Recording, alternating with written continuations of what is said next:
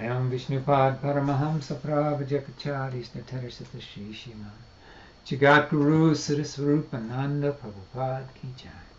Jayam Vishnupad Paramahamsa Prabhajakacharya Snatarasata Shri Shima His Divine Grace A.C. Bhaktivedanta Swami Prabhupada Ki Jai. Ananta Koti Vaishnavinda Ki Jai. Namacharya Haridas Thakur Ki Jai. Prem Shri Shri Krishna Chaitanya Prabhu Nityananda Shri Advaita Gadadhar Shri Vasari Gaur Bhaktivinoda Ki Jai. Shri Shri Radha Krishna Gopa Gopinath Shyamakunda Radhakunda Giri Govardhan Ki Jai. Vrindavan Dham Ki Jai. Mayapur Dham Ki Jai. Jagannath Puri Dham Ki Jai. Jamuna Mai Ki Jai. Ganges Mai Ki Jai. Srimati Tulsi Devi Ki Jai. Nitai Gaur's World Mission Ki Jai. All glories to the assembled devotees. All glories to the assembled devotees. All glories to the assembled devotees. All glories to Shishi Gurun Gauranga Gaur Premananda Hari Gaur. Namo Vishnu Vinaya Krishna.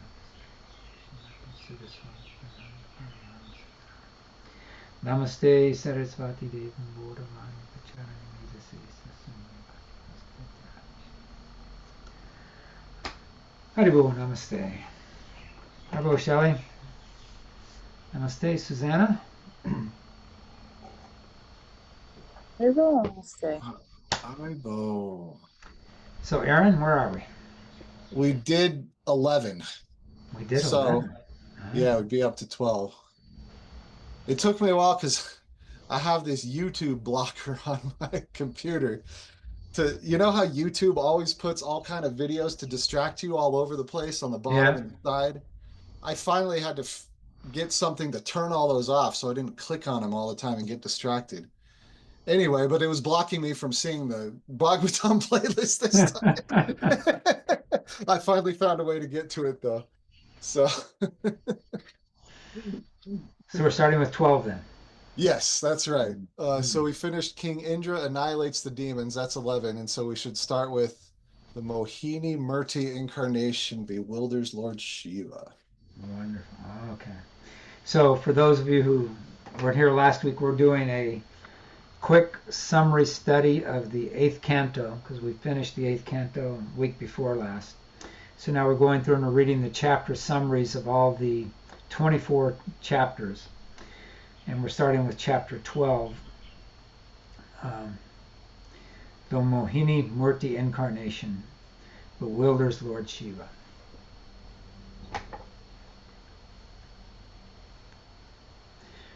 Chapter summary by His Divine Grace A.C. Bhaktivedanta Swami Prabhupada.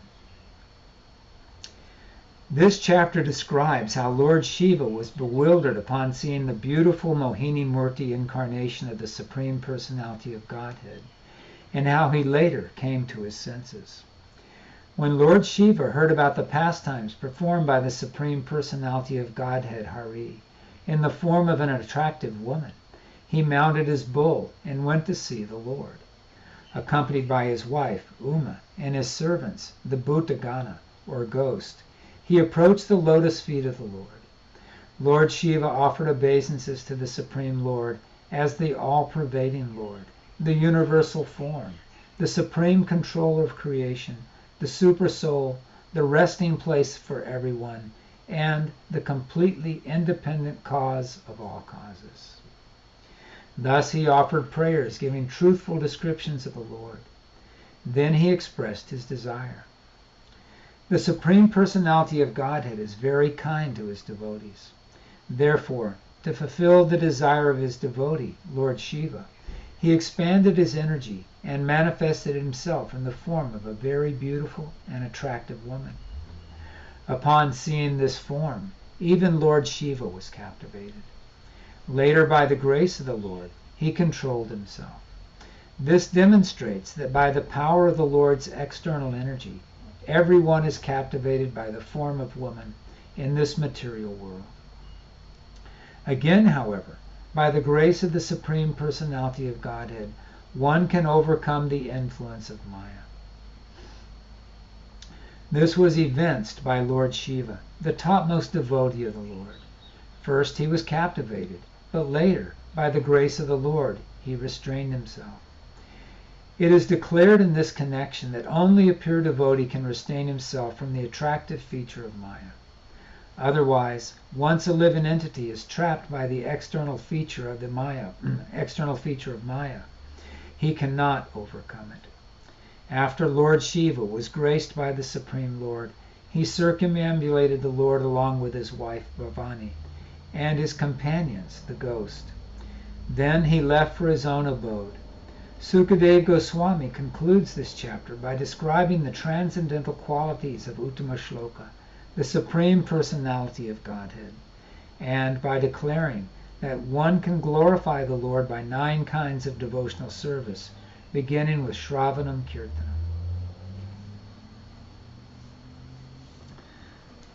So there's, as usual, there's multiple lessons within this chapter.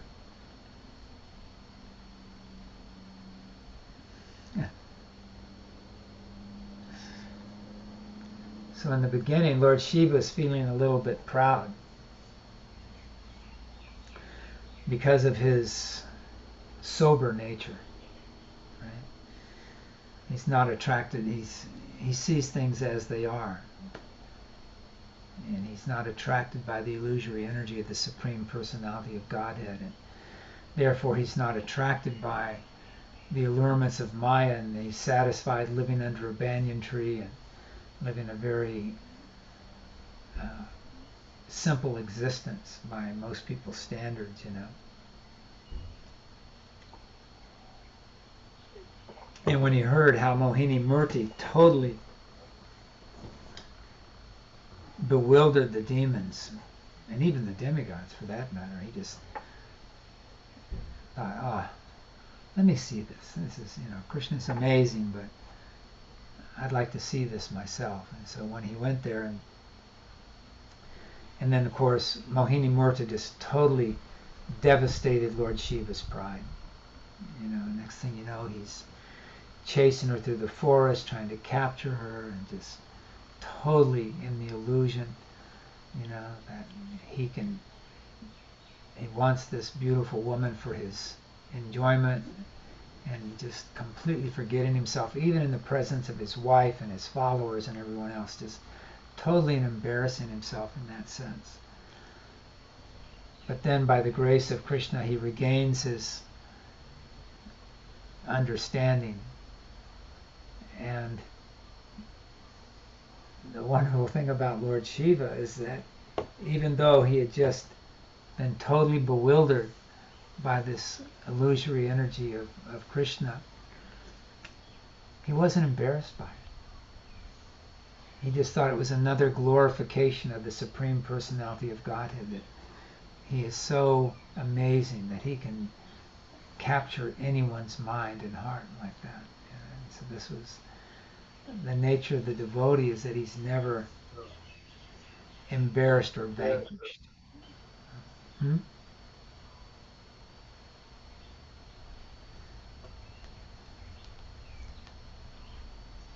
Right.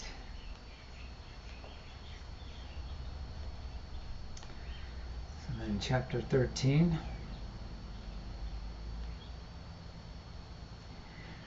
Description of the future Manus.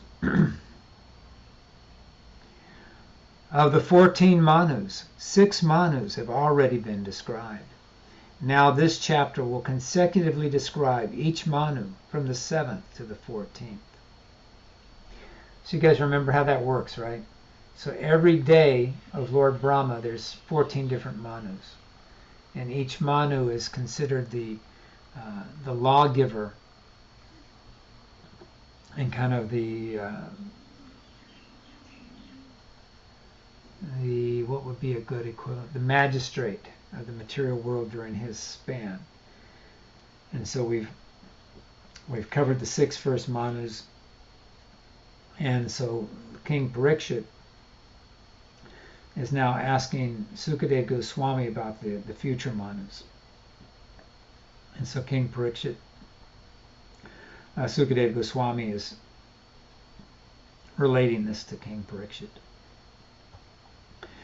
The 7th Manu, who is the son of Vivishwan, Vivishwan's the sun god, is also known as Shraddhadev.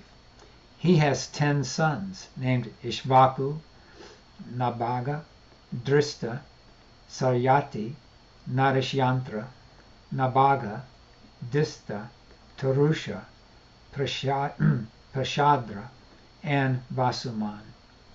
In this Manvantara, or reign of Manu, among the demigods are the Adityas, the Vasus, the Rudras, the Vishvadevas, the Maruts, Ashvini Kumaras, and Ribhus.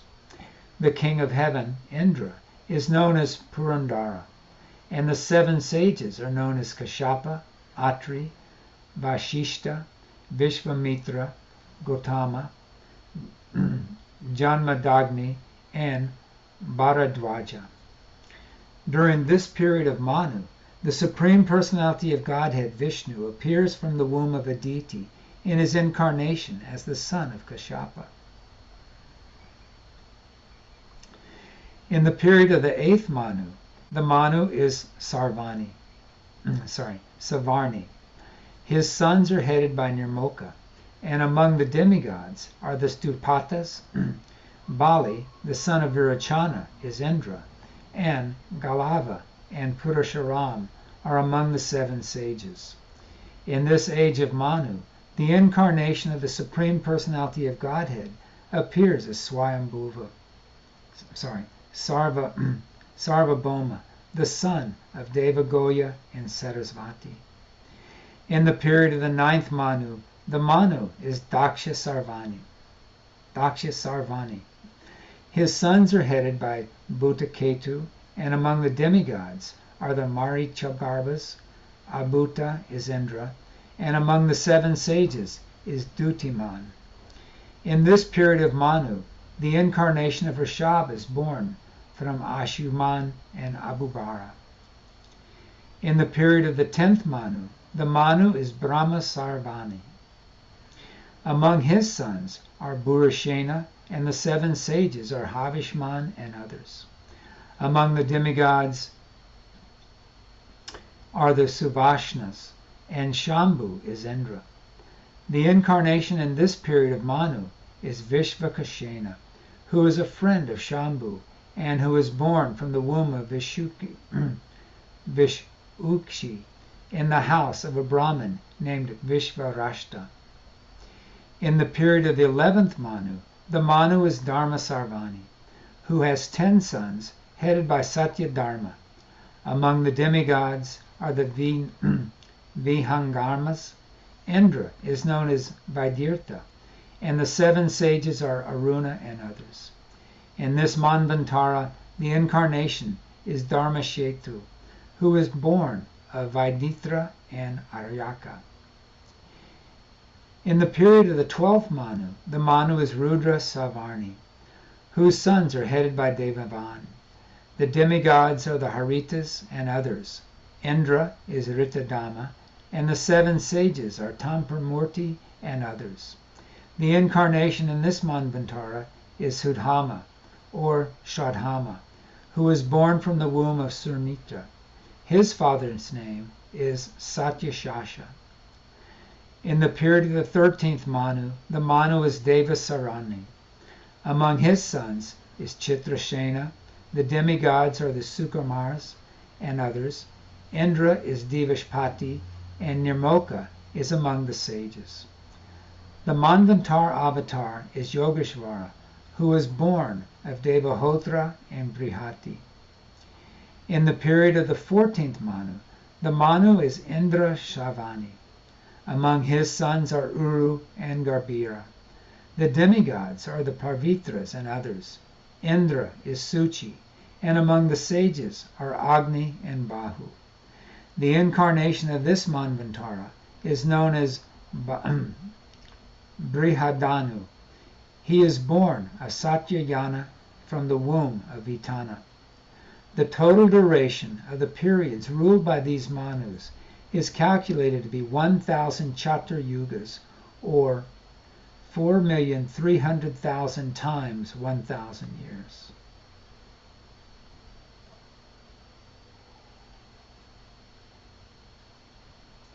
So I'm not sure why King Parikshit was necessarily interested in hearing this, but it does give us a perspective of the scope of the time left in Kali Yuga. Didn't it say that Lord Shiva was Indra? Well, it said Shambhu, but Shambhu is Shiva, right? Shambhu's also Shiva, yeah. Yeah. That's kind of trippy that Shiva gets to be Indra. Yeah, For one of and Bali the Maharaj became Indra Yeah, in one of the Manvantaras. yeah. And I think that was predicted, right? In one of these, when we read about Bali Maharaj, one of the benedictions he gets is that he will become a future Indra. That's When right. he got sent down to the, what was the name of his planet? Sutapa. Patala? We'll hear it again when we get there. That's why Srila Vyasadeva took the trouble to write the Śrīmad Bhāgavatam down, because he knew that in Kali Yuga we'd never remember anything for more than a moment. Yeah. Chapter 14, the system of universal management.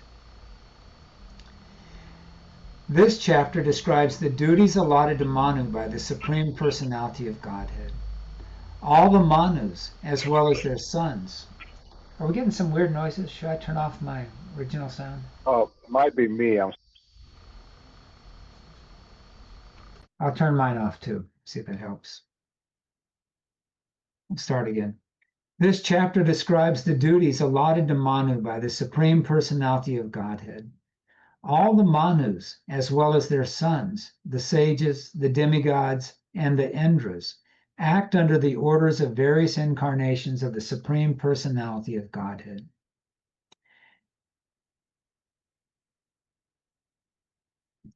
So this is the system that Krishna has arranged for the material world, is that everything's set up in such a way that it's all acting under his direction, but in such a way that he doesn't have to be bothered with it. He can still be this supreme enjoyer, enjoying in Vrindavan with his devotees and the cowherd boys and the gopis and Yasoda and Nanda Maharaj. And all this stuff is just taking place without him having to be bothered by it. At the end of every Chatra Yuga, consisting of Satya Yuga, Dwarpa Yuga, and Treta Yuga and Kali Yuga, the sages, acting under the orders of the Supreme Personality of Godhead, distribute the Vedic knowledge and thus reinstate eternal religious principles. Manu's duty is to reestablish the system of religion. Manu's sons execute Manu's orders, and thus the entire universe is maintained by Manu and his descendants. The Indras are various rulers of the heavenly planets. Assisted by the demigods, they rule the three worlds. The Supreme Personality of Godhead also appears as incarnations in different yugas. He appears as Sanaka, Sanatan, Jagnashvalkya, Dattatreya, and others. And thus he gives instructions in spiritual knowledge, prescribed duties, principles of mystic yoga, and so on. As Maharishi and others, he creates progeny. As the king, he punishes the miscreants. And in the form of time, he annihilates the creation. One may argue, if the all-powerful Supreme Personality of Godhead can do anything simply by his will, why has he arranged for so many personalities to manage? How and why he does this cannot be understood by those who are under the clutches of his Maya. We're listening to a lecture by Srila Prabhupada this morning, and he was making the point that as infinitesimal parts and parcels of the Supreme Personality of Godhead. It's absolutely impossible for the Jiva Tattva to have a complete conception of the Supreme Personality of Godhead.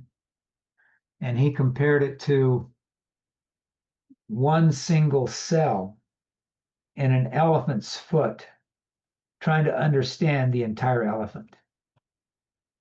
He says, and even that's not a very good example. It's just, but it gives us some kind of perspective of how limited we are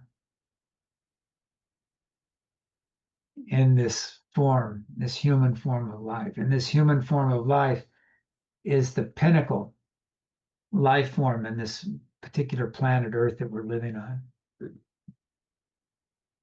And we're also very proud of being the top of the food chain and having this advanced intelligence where we can take the information that comes in through the various senses and gather it all up and mix it around and use the intelligence to try to come to some conclusions and think that we've got it figured out. We try to put things in these little boxes so that, okay, I understand this, I understand that, and this and that. So that now that I've got those things figured out, I can move forward with my life and think I have some direction and have some control and have some sense of security, right? We all like to think that to some degree, I know what I'm doing, because the false ego is very attached to being in charge of this situation, very attached.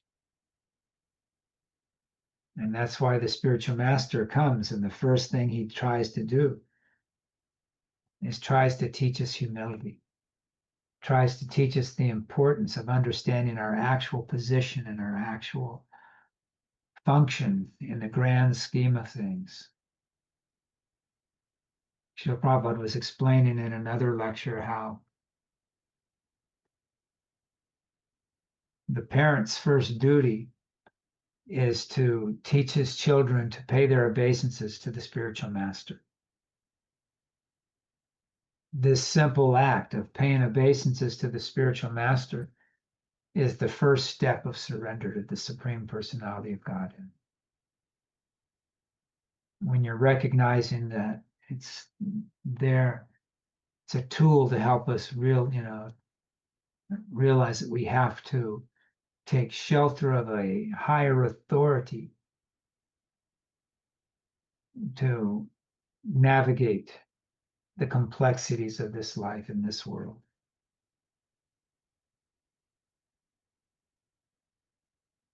That our will is not supreme. That just by wanting something to happen, it's going to happen.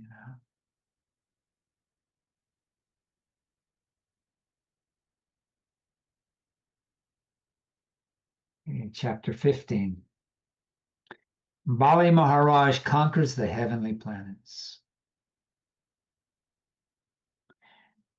This chapter describes how Bali, after performing the Vishvajit Jagna, received the benediction of a chariot and various kinds of paraphernalia for war, with which he attacked the king of heaven. All the demigods, being afraid of him, left the heavenly planets and went away, following the instructions of their guru.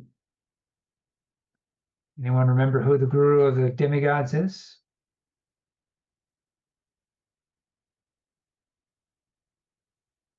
I remember Shukracharya, but that's Bali's guru. Yeah, Brihaspati. Oh, okay. Brihaspati is the demigod of the and Indra insulted Brihaspati a couple of times, and that's what caused him to lose the heavenly planets a few times. But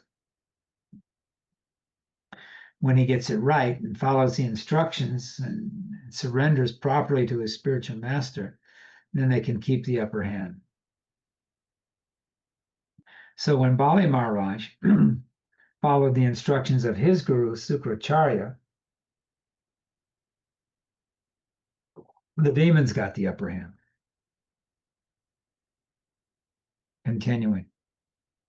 Maharaj Parikshit wanted to understand how Lord Vamanadev, on the plea of taking 3 paces of land from Bali Maharaj, took everything from him and arrested him.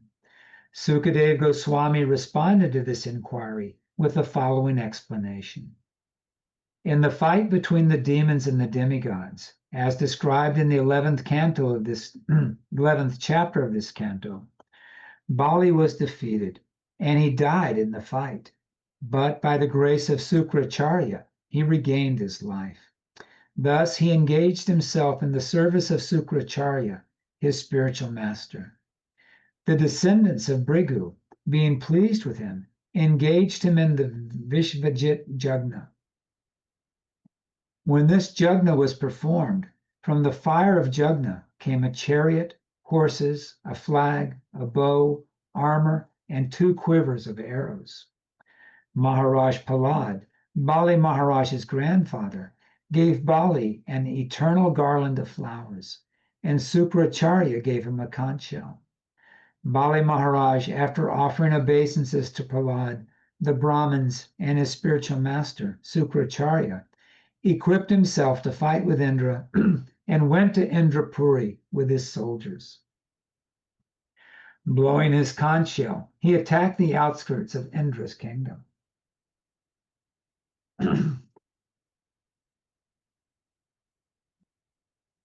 When Indra saw Bali Maharaj's prowess, he went to his own spiritual master, Brihaspati, told him about Bali's strength, and inquired about his duty. Brihaspati informed the demigods that because Bali had been endowed with extraordinary power by the Brahmins, the demigods could not fight with him. Their only hope was to gain favor of the Supreme Personality of Godhead. Indeed, there was no alternative. Under the circumstances, Brihaspati advised the demigods to leave the heavenly planets and keep themselves somewhere invisible. The demigods followed his orders, and Bali Maharaj, along with his associates, excuse me, gained the entire kingdom of Indra. Sorry. The descendants of Bhrigu Muni, being very affectionate to their disciple Bali Maharaj, engaged him in performing 100 Ashvamedha Jagnas. In this way, Bali enjoyed the opulences of the heavenly planets. So you guys remember back from the 5th canto, the whole structure of the universe and the heavenly planets and the middle planetary systems and the subterranean planets. And there's the subterranean heavenly planets where the demons enjoy.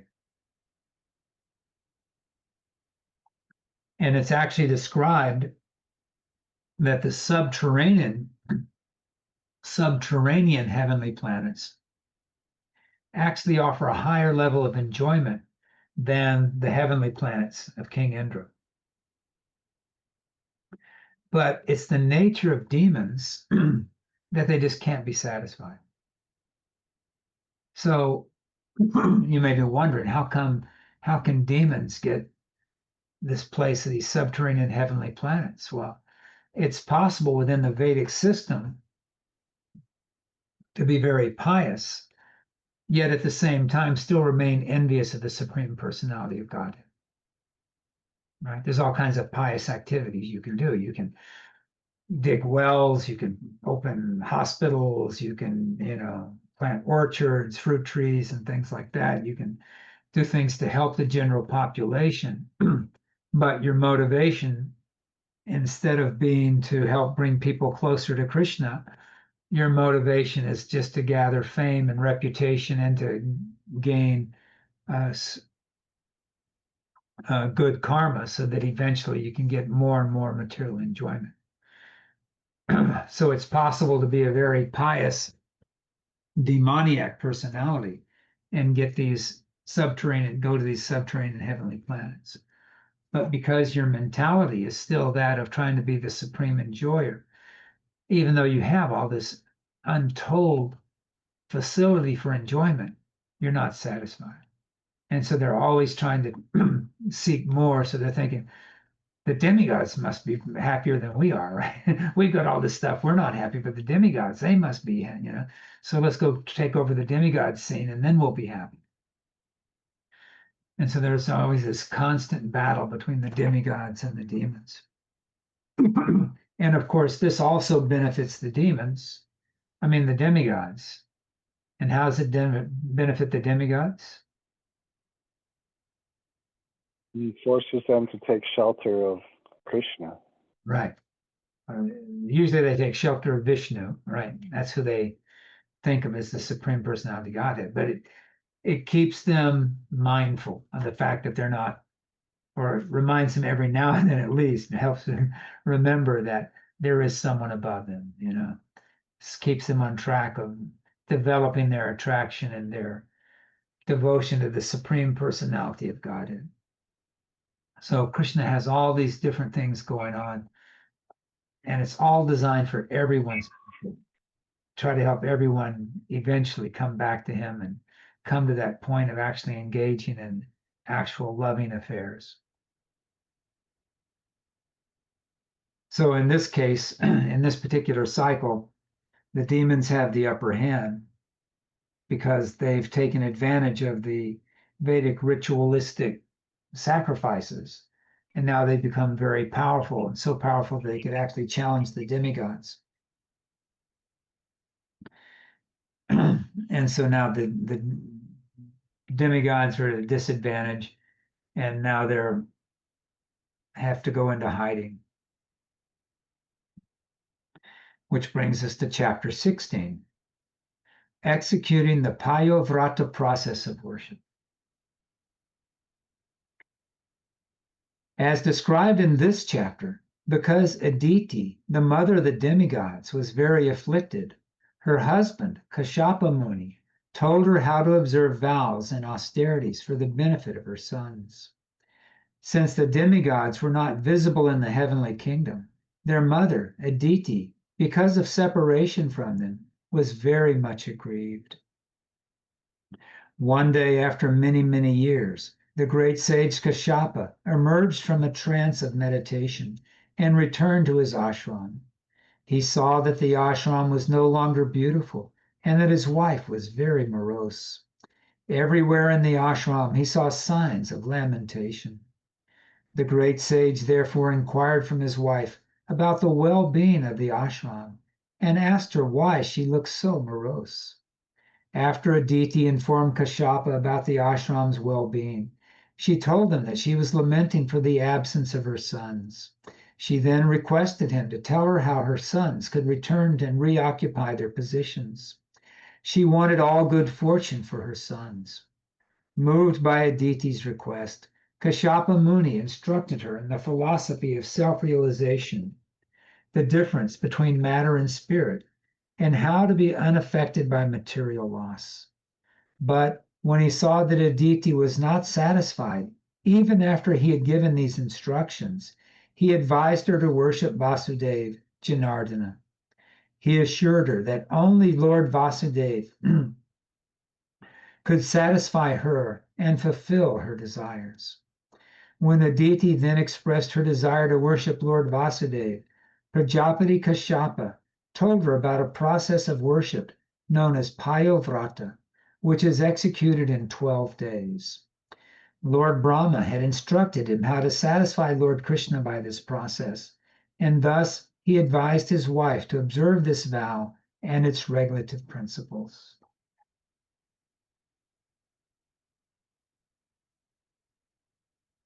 So there again,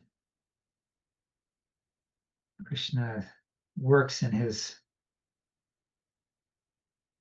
tricky little ways to help everybody advance back to him.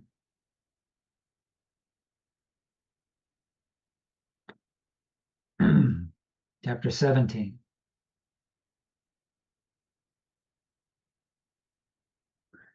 The Supreme Lord agrees to become Aditi's son. As explained in this chapter, the Supreme Personality of Godhead, being pleased by the Payovrata ceremony performed by Aditi, appeared before her in full opulence. At her request, the Lord agreed to become her son. After Aditi performed the Payovrata ceremony for 12 continuous days, the Lord, who was certainly very pleased with her, appeared before her with 4 hands and dressed in yellow garments. As soon as Aditi saw the Supreme Personality of Godhead present before her, she immediately got up and with great ecstatic love for the Lord, she fell to the ground to offer respectful obeisances. Aditi's throat was choked because of ecstatic feelings, and her entire body trembled with devotion. Although she wanted to offer suitable prayers to the Lord, she could not do anything, and thus she remained silent for some time. Then, feeling solace, observing the beauty of the Lord, she offered her prayers. The Supreme Personality of Godhead, the Supersoul of all living entities, was very pleased with her, and he agreed to become her son by incarnating as a plenary expansion. He was already pleased by Kashyapa Muni's austerities, and thus he agreed to become their son and maintain the demigods. After giving his word of honor to this effect, the Lord disappeared. Following the order of the Supreme Personality of Godhead, Aditi engaged in the service of Kashyapa Muni, who could see by samadhi that the Lord was within him, and who thus placed his semen in the womb of Aditi.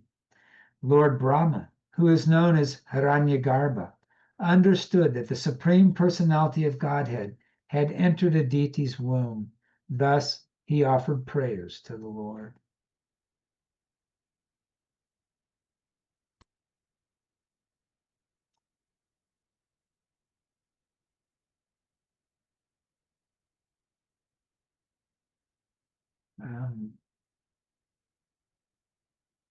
I thought we just read those prayers by Lord Brahma.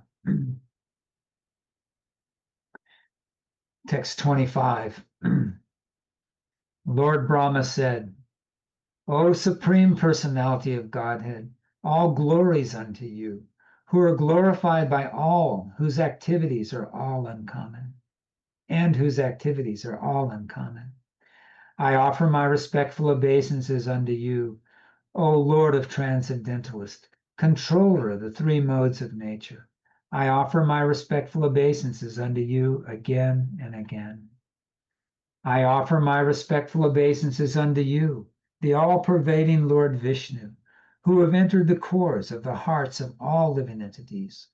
All the 3 worlds reside within your navel, yet you are above the 3 worlds.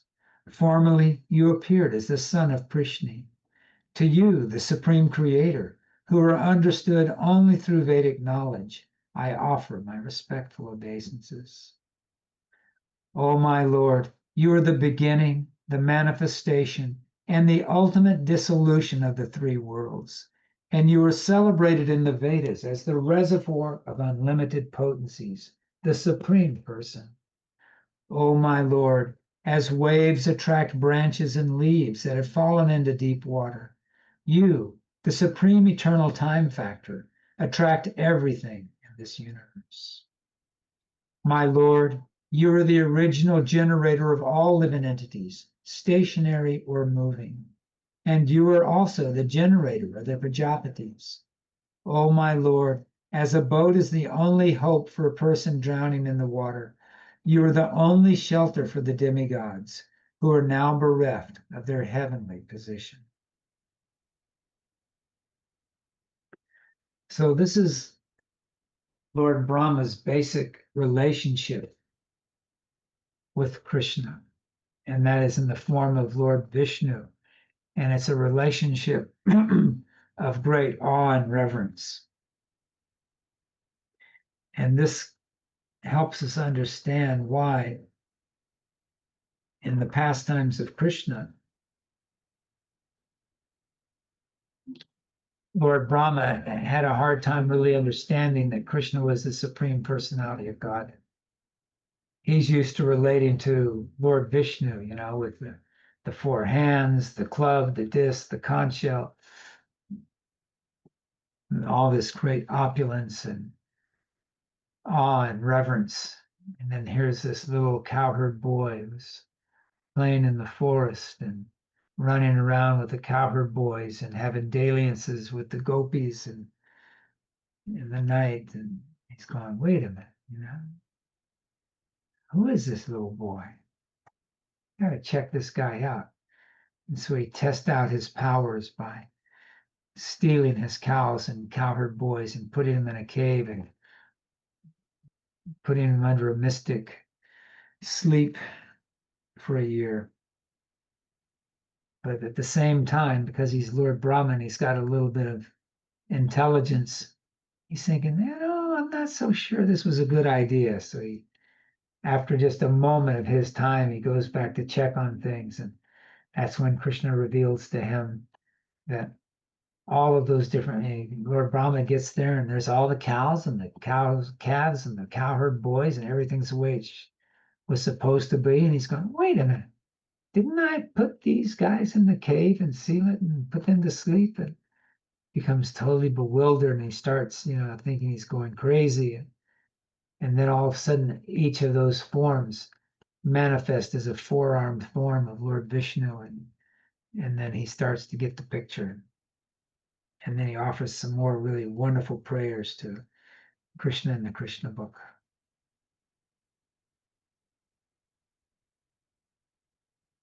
Canto 8, Chapter 18, Lord Vamanadev, the dwarf incarnation.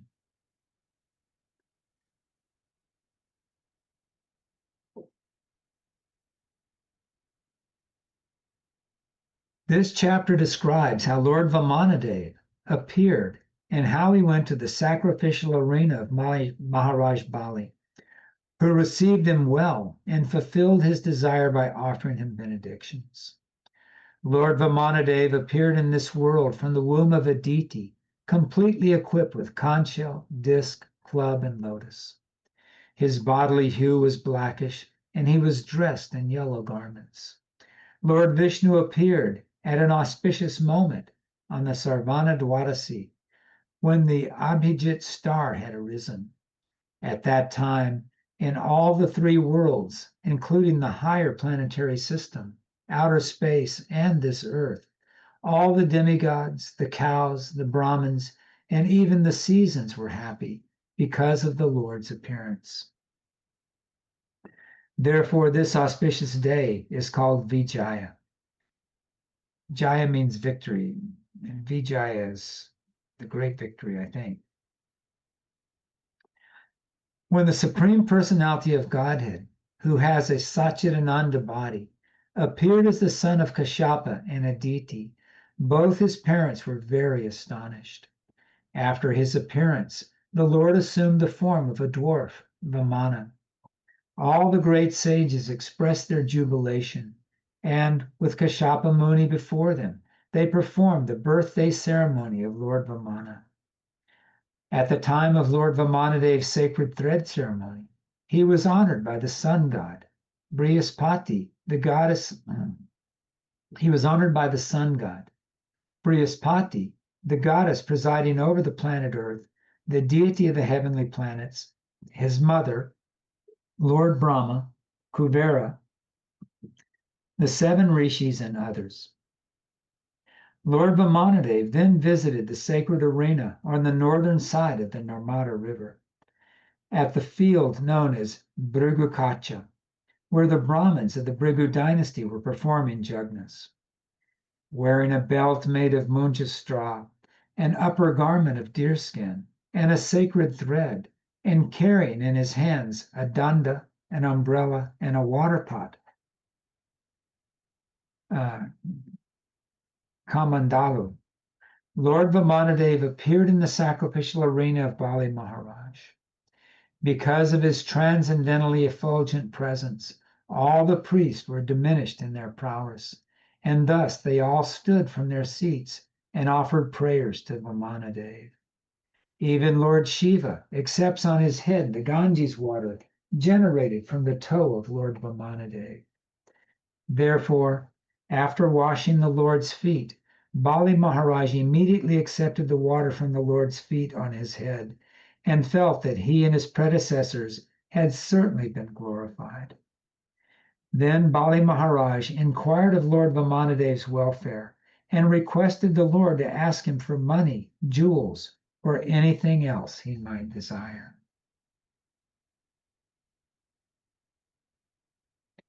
So even though Lord Vamanadev appeared in this unusual incarnation, that of a small dwarf body, he was still extremely beautiful, and everyone was naturally attracted to him. And Bali Maharaj, even though he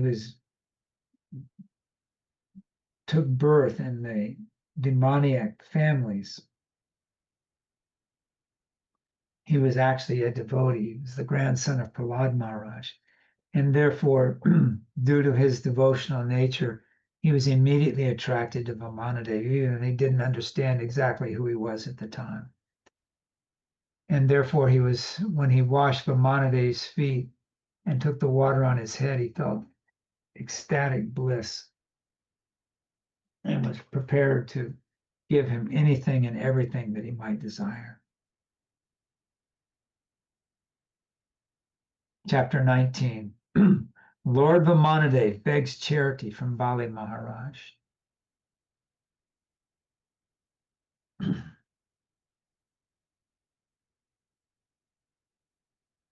This 19th chapter describes how Lord Vamanadev asked for 3 paces of land in charity, how Bali Maharaj agreed to his proposal, and how Sukracharya forbade Bali Maharaj to fulfill Lord Vamanadev's request.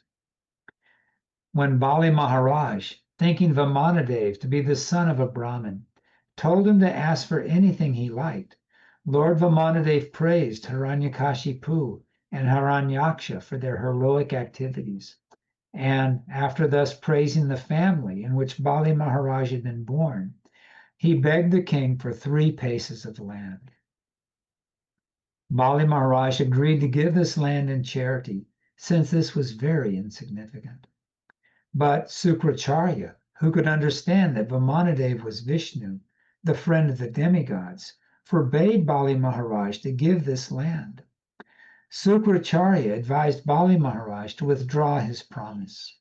He explained that in subduing others, in joking, in responding to danger, in acting for the welfare of others, and so on, one could refuse to fulfill one's promise, and therefore there would be no fault.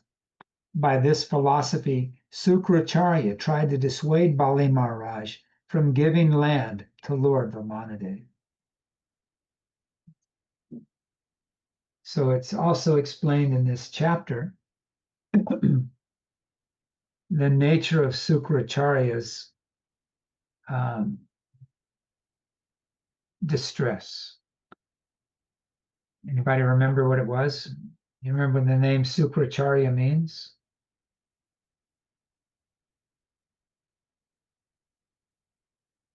Doesn't it mean semen? Basically. Shukra? Yeah, Sukra. It means hereditary or semen. Okay.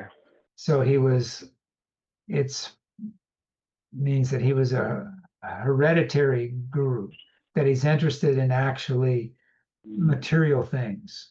So even though he's a Brahmin and he's meant to be instructing people in Brahminical culture, he's interested in the letter of the law instead of the spirit of the law. So he's interested in when you follow the ritualistic ceremonies in a certain way, then you get all of these benedictions, you get all this material benefit. And this is what Sukracharya wants. He wants all of the material goodies. He wants Bali Maharaj he's happy that Bali Maharaj has conquered the entire heaven, the entire creation, the heavenly planets, because now he gets to enjoy that as well. because it's his disciple has become successful. His disciple is going to be giving him all these kind of things like that. And so if his disciple becomes stripped of all of his opulence, then that means Sukracharya also loses all of his opulence. As a Brahmin, he shouldn't have accepted the service of a demon. But because he was more interested in getting material goodies instead of helping people advance spiritually, he had no qualms with it. So Sukracharya, when he starts seeing that Bali Maharaj is prepared to hand over everything to Vishnu, he realizes that he's going to lose all of his opulence as well.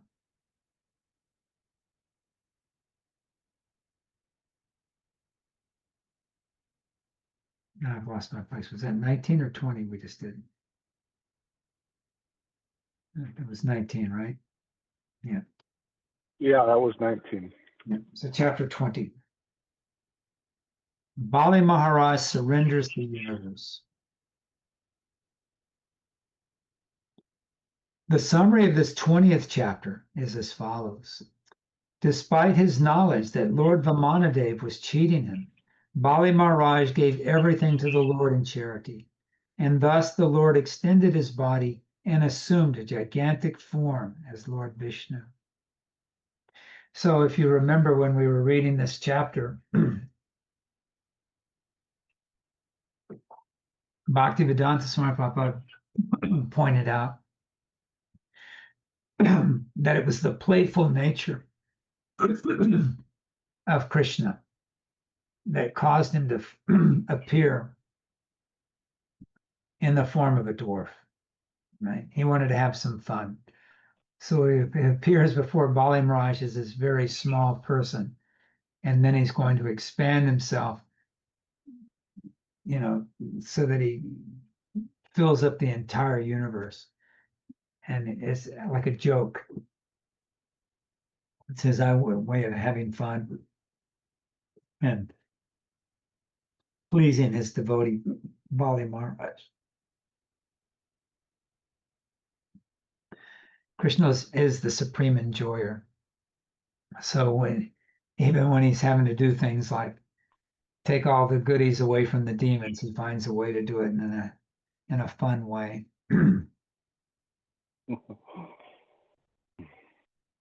After hearing the instructive advice of Sukracharya, Bali Maharaj became contemplative. Because it is the duty of a householder to maintain the principles of religion, economic development, and sense gratification, Bali Maharaj thought it improper to withdraw his promise to the brahmachari. To lie or fail to honor a promise given to a brahmachari is never proper, for lying is the most sinful activity. Everyone should be afraid of the sinful reactions to lying, for Mother Earth cannot even bear the weight of a sinful liar. The spreading of a kingdom or empire is temporary. If there is no benefit for the general public, such expansion has no value. Previously, all the great kings and emperors expanded their kingdoms with a regard for the welfare of the people in general. Indeed, while engaged in such activities for the benefit of the general public, eminent men sometimes even sacrificed their lives.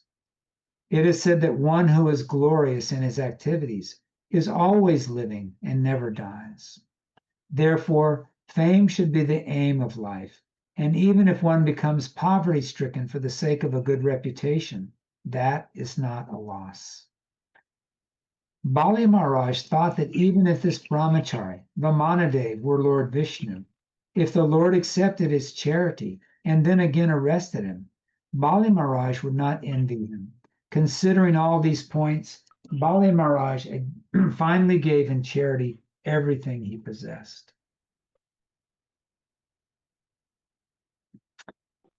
So,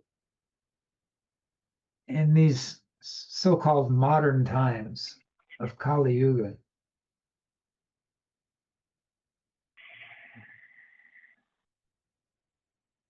society has become so degraded that even this desire for a good reputation has become lost. There's still a desire for a reputation, but the determination to get it by right means has been lost.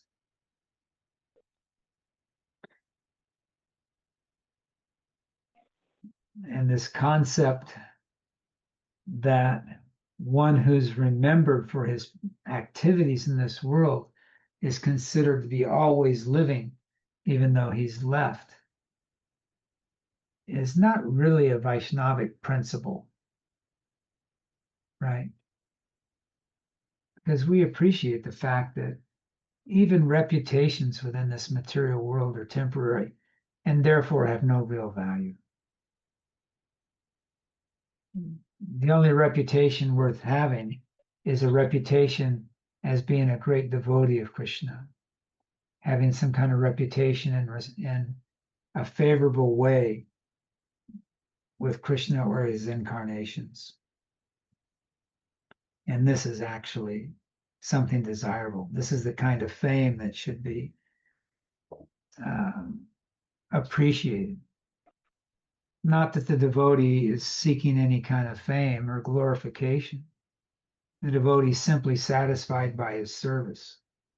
But the distinction is still there. It's that the devotee, even though his only interest is glorifying the Supreme Lord, it's the nature of the relationship between the devotee and his master that Krishna is always trying to glorify his devotee. And there's a competition between Krishna and his devotees who can glorify each other the most. So continuing the summary. Lord Vamanadev then immediately extended himself into a universal body. By the mercy of Lord Vamanadev, Bali Maharaj could see that the Lord is all-pervading and that everything rests in his body. Bali Maharaj could see Lord Vamanadev as the Supreme Vishnu, wearing a helmet, yellow garments, the mark of Srivatsa, the Kaustubha jewel, a flower garland, and ornaments decorating his entire body. The Lord gradually covered the entire surface of the world, and by extending his body, he covered the entire sky. With his hands, he covered all directions, and with his second footstep, he covered the entire upper planetary system. Therefore, there was no vacant place where he could take his third footstep.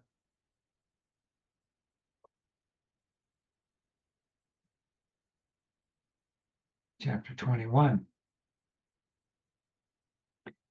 Bali Maharaj arrested by the Lord. This chapter describes how Lord Vishnu, desiring to advertise the glories of Bali Maharaj, arrested him for not fulfilling his promise in regard to the Lord's third step.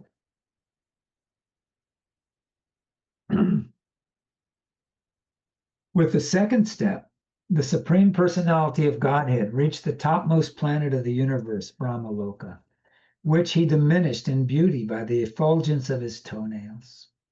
Thus, Lord Brahma, accompanied by the great sages like Marishi and the predominating deities of all the higher planets, offered humble prayers and worship to the Lord. They washed the Lord's feet and worshipped him with all paraphernalia. Riksharaj, Jambavan, played his bugle to vibrate the glories of the Lord. When Bali Maharaj was deprived of all his possessions, the demons were very angry. Although Bali Maharaj warned them not to do so, they took up weapons against Lord Vishnu. All of them were defeated, however, by Lord Vishnu's eternal associates, and, in accordance with Bali Maharaj's order, they all entered the lower planets of the universe. Understanding Lord Vishnu's purpose, Garuda, the carrier of Lord Vishnu, immediately arrested Bali Maharaj with the ropes of Varuna. When Bali Maharaj was thus reduced to a helpless position, Lord Vishnu asked him for the third step of land. Because Lord Vishnu appreciated Bali Maharaj's determination and integrity, when Bali Maharaj was unable to fulfill his promise, Lord Vishnu ascertained that the place for him would be the planet Sutala, which is better than the planets of heaven. So Vishnu, being all omniscient, knew all this was going to take place in the future. So he created this planet Sutala, which is greater than any of the heavenly planets. And he created it specifically as a place for Bali Maharaj to reward him for his surrender. But superficially, it appeared that he was being punished by being driven down to the lower planetary systems, while in fact he was actually being glorified and rewarded by Krishna for his devotion.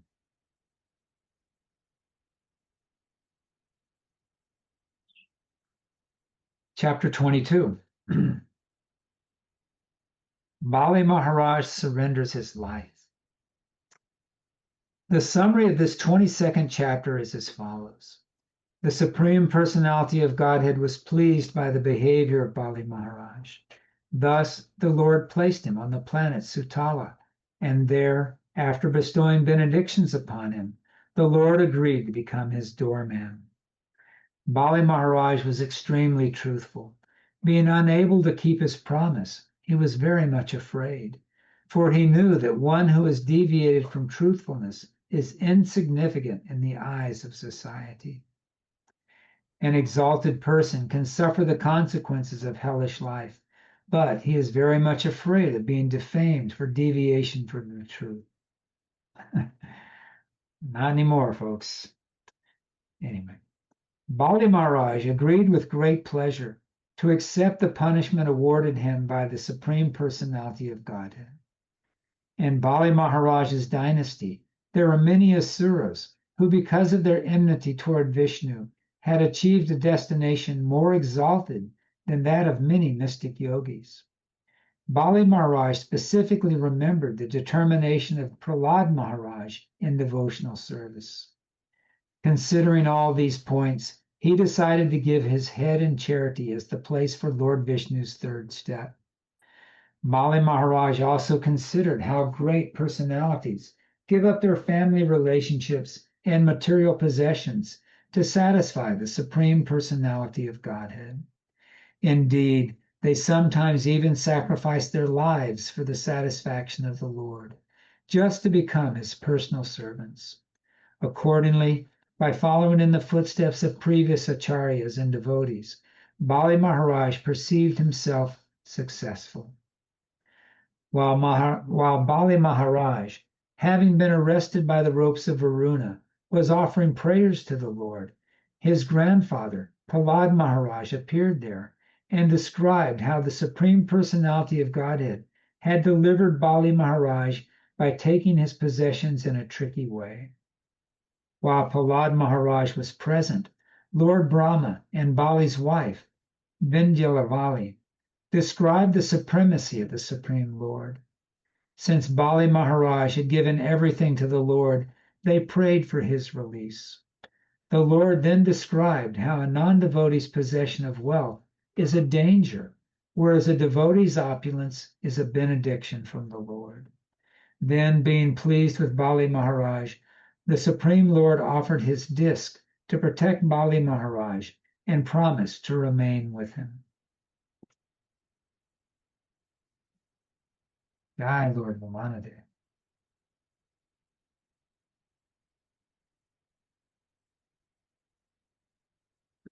Chapter 23. The demigods regain the heavenly planets. This chapter describes how Bali Maharaj, along with his grandfather Prahlad Maharaj, entered the planet Sutala, and how the Supreme Personality of Godhead allowed Indra to re-enter the heavenly planet. The great soul Bali Maharaj experienced that the highest gain in life is to attain devotional service under the shelter of the Lord's lotus feet in full surrender. Being fixed in this conclusion, his heart full of ecstatic devotion and his eyes full of tears, he offered obeisances to the personality of Godhead, and then, with his associates, entered the planet known as Sutala. Thus, the Supreme Personality of Godhead satisfied the desire of Aditi and reinstalled Lord Indra. Prahlad Maharaj, being aware of Bali's release from arrest, then described the transcendental pastimes of the Supreme Personality of Godhead in this material world. Prahlad Maharaj praised the Supreme Lord for creating the material world, for being equal to everyone, and for being extremely liberal to the devotees, just like a desire tree. Indeed, Prahlad Maharaj said that the Lord is kind not only to his devotees, but also to the demons. In this way, he described the unlimited causeless mercy of the Supreme Personality of Godhead. Then, with folded hands, he offered his respectful obeisances unto the Lord. And, after circumambulating the Lord, he also entered the planet Sutala in accordance with the Lord's order. The Lord then ordered Sukracharya to describe Bali Maharaj's faults and discrepancies in executing the sacrificial ceremony. Sukracharya became free from fruitive actions by chanting the holy name of the Lord, and he explained how chanting can diminish all the faults of the conditioned soul. He then completed Bali Maharaj's sacrificial ceremony. All the great saintly persons accepted Lord Vamanadev as the benefactor of Lord Indra, because he had returned Indra to his heavenly planet. They accepted the Supreme Personality of Godhead as the maintainer of all the affairs of the universe. Being very happy, Indra, along with his associates, placed Vamanadev before him and re-entered the heavenly planet in their airplane. Having seen the wonderful activities of Lord Vishnu in the sacrificial arena of Bali Maharaj, all the demigods, saintly persons, Pitas, Bhutas, and Siddhas glorified the Lord again and again. This chapter concludes by saying that the most auspicious function of the conditioned soul is to chant and hear the glorious activities of Lord Vishnu. And finally, chapter 24 finishes up the 8th canto with another wonderful pastime of the Lord and his devotee, Matsya, the Lord's fish incarnation. This chapter describes the Supreme Personality of Godhead's incarnation as a fish, and it also describes the saving of Maharaj Satyavrata from an inundation. The Supreme Personality of Godhead expands himself by Shwamsa, his personal expansions, and Vivinamsa, his expansions as the living entities. As stated in the Bhagavad Gita 4:8, Parichyanjana Savanam Manasyacha Dushkritam. The Supreme Personality of Godhead appears on this planet for the protection of the sadhus, or devotees, and for the destruction of the miscreants, or non-devotees. He especially descends to give protection to the cows, the Brahmins, the demigods, the devotees, and the Vedic system of religion. Thus, he appears in various forms, sometimes as a fish, sometimes as a boar, sometimes as Nrsimhadev, sometimes as Vamanadev, and so on. But in any form or incarnation, although he comes within the atmosphere of the material modes of nature, he is unaffected. This is a sign of his supreme controlling power. Although he comes within the material atmosphere, Maya cannot touch him. Therefore, no material qualities can be attributed to him in any degree. Once, at the end of the previous kalpa, a demon named Hayagriva wanted to take the Vedic knowledge away from Lord Brahma at the time of annihilation. Therefore, the Supreme Personality of Godhead took the incarnation of a fish at the beginning of the period of Swayambhuva Manu and saved the Vedas. During the reign of Chakshusha Manu, there was a king named Satyavrata, who was a great pious ruler. To save him, the Lord appeared as the fish incarnation for a second time. King Satyavrata later became the son of the sun god and was known as Shraddhadev. He was established as Manu by the Supreme Personality of Godhead. So you remember when we read the future Manus? Shraddhadev was mentioned as one of the future Manus. To receive the favor of the Supreme Personality of Godhead, King Satyavrata engaged in the austerity of subsisting only by drinking water. Once, while performing this austerity on the bank of the Katamala River and offering oblations of water with the palm of his hand, he found a small fish. The fish appealed to the king for protection, asking the king to keep him in a safe place. Although the king did not know that the small fish was the Supreme Personality of Godhead himself, as a king, he gave shelter to the fish and kept him in a water jug. The fish, being the Supreme Personality of Godhead, wanted to show his potency to King Satyavrata, and thus he immediately expanded his body in such a way that he could no longer be kept in the jug of water. The king then put the fish in a big well, but the well was also too small. Then the king put the fish in a lake, but the lake was also unsuitable. Finally, the king put the fish in the sea, but even the sea could not accommodate him. Thus the king understood that the fish was no one else but the Supreme Personality of Godhead. And he requested the Lord to describe his incarnation as a fish. The Personality of Godhead, being pleased with the king, informed them that within a week there would be an inundation throughout the universe, and that the fish incarnation would protect the king, along with the rishis, herbs, seeds, and other living entities in a boat, which would be attached to the fish's horn. After saying this, the Lord disappeared. King Satyavrata offered respectful obeisances to the Supreme Lord and continued to meditate upon him. In due course of time, annihilation took place, and the king saw a boat coming near. After getting aboard with learned Brahmins and saintly persons, he offered prayers to worship the Supreme Personality of Godhead. The Supreme Lord is situated in everyone's heart, and thus he taught Maharaj Satyavrata and the saintly persons about Vedic knowledge from the core of the heart. King Satyavrata took his next birth as Vaivashvata Manu, who is mentioned in Bhagavad Gita. Vivishwan Manave Praha. The sun god spoke the science of Bhagavad Gita to his son Manu. Because of being the son of Vivishwan, this Manu is known as Vaivashvata Manu. And thus ends the 8th canto.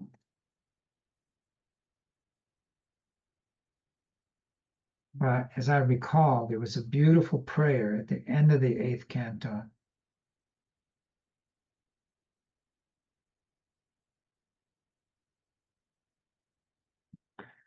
Glorifying the spiritual master. And with next week being Vyas Puj, I wanted to read that verse again.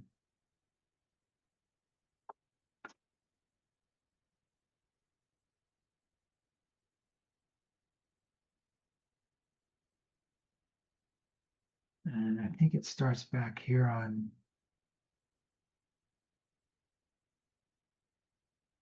text 47, maybe. Let's see.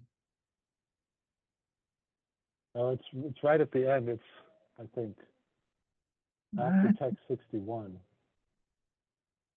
Or, well, maybe I'm wrong. I guess I'm just talking about the postscript that Bhaktivedanta wrote at the end. Yeah, I'm thinking of the prayers that Satyavrata offered, Oh, okay. and then Bhaktivedanta Swami expanded on them with his purports. Yeah, okay. Looks like the prayers end at verse 53.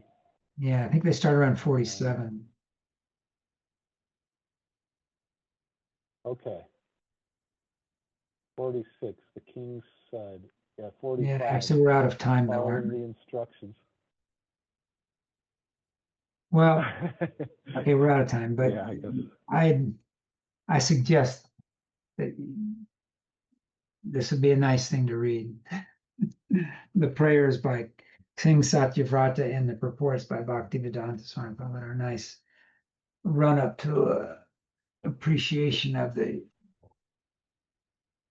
spiritual master as the representative of the Supreme Personality of God.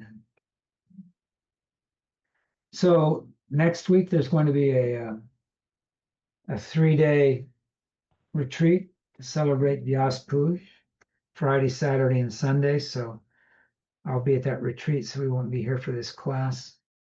And then I'm leaving after that to go to the wilderness retreat and won't be getting back until July 7th.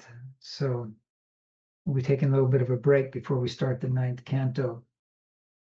And so keep an eye on your Basically a month then. yeah, close to a Okay. month, 4 weeks. Okay. And we'll pick up the 9th canto. Well, safe travels. Thank you so much. Just chat for a minute. Well, I think you need your original sound on. You're probably right.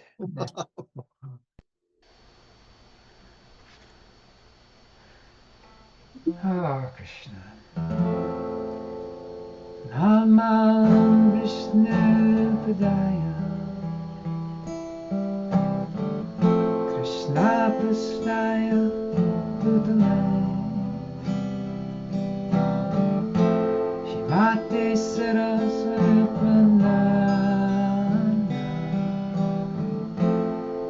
Paramahamsa Ete Namane Namam Vishnu Padaya Krishna Prasthaya Bhutale Shimate Saraswati Ananda Paramahamsa Ete Namane Namo Saraswati Paramahamsa Namane Buddha Karuna Swarupaya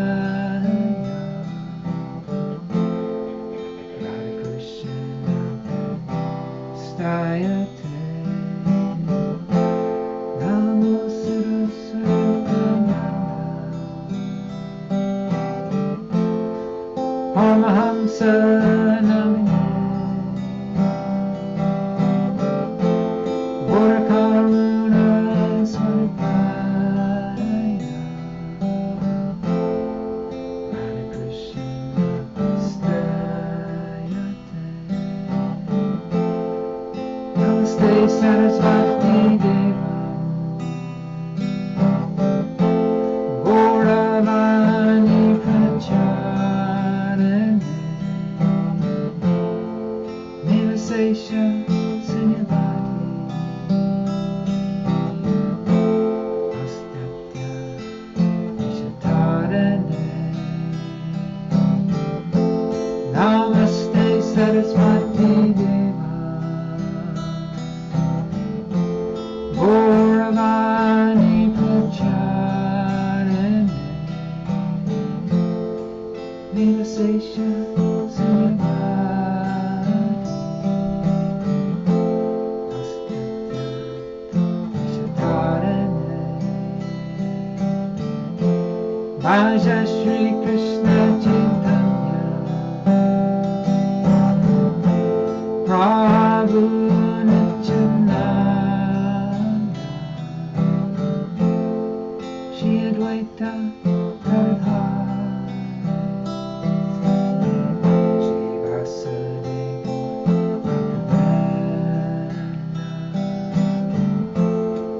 Bhaja Shri Krishna Chaitanya